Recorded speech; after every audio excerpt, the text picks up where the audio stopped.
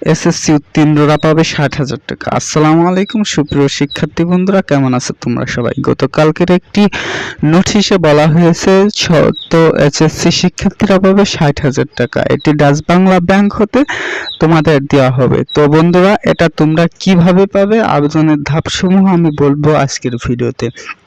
আবেদনের সময় কি কি লাগবে, আবেদন কিভাবে, বৃত্তির অর্থ কত, বৃত্তের অন্য শর্ত, আবেদনের যোগ্যতা। তো বন্ধুরা, এই ভিডিওতে এই সম্পর্কে তোমাদের আলোচনা করব, তোমরা কিভাবে এই আবেদন করবে সেই সম্পর্কে। তো মোট কত টাকা শিক্ষাবৃত্তি দেওয়া হবে বন্ধুরা? এই বৃত্তির আওতায় উচ্চ মাধ্যমিক শিক্ষা গ্রহণকালে প্রতি মাসে 2,500 টাকা করে 2 বছরে মোট 60,000 টাকা তোমাদের দেওয়া হবে। আরো বই কেনার জন্য এবং ড্রেস কেনার জন্য বন্ধুরা। আবেদনের সময় কি কি লাগবে? আবেদনকারীর পাসপোর্ট রঙিন ছবি স্ক্যান কপি, আবেদনকারীর মা বাবার পাসপোর্ট রঙিন ছবি, এসএসসি সমমান পরীক্ষার নম্বরপত্র ও প্রশংসাপত্র স্ক্যান কপি। বন্ধুরা, সকল কিছুরই স্ক্যান কপি তোমাদের লাগবে।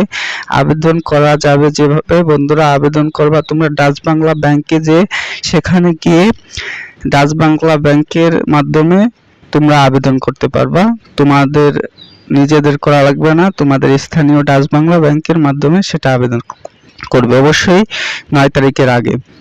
বৃত্তির অন্য সত্য, যে একটা সত্য আছে যে সব শিক্ষার্থী সরকারি বৃত্তি ব্যতীত অন্য কোনো উৎস থেকে বৃত্তি পাচ্ছে, যে সে বৃত্তির যোগ্য বলে বিবেচিত হবে না। গ্রামীণ অনগ্রসর এলাকার অবস্থিত শিক্ষা প্রতিষ্ঠান থেকে উত্তীর্ণ শিক্ষার্থীর জন্য বৃত্তির শতকরা 90%।